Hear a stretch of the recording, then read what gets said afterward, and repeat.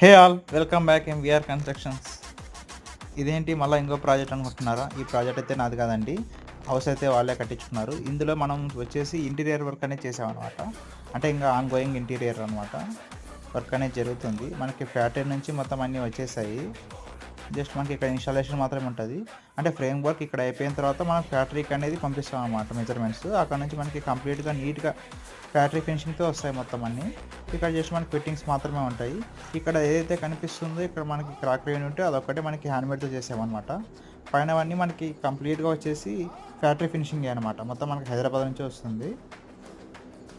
మొత్తం బెడ్రూమ్స్లో కూడా వార్డ్రోబ్స్ కానీ పైన మనకి లాఫ్ట్ ఏరియా కానీ మొత్తం అంతా వచ్చేసి మనకి మొత్తం ఫ్యాక్టరీ ఫినిషింగ్ అనేది నీట్గా చాలా క్లియర్గా కనిపిస్తుంది. అవుట్పుట్ మళ్ళీ ఒకసారి ఫైనల్లో ఇంకోసారి పెడతా.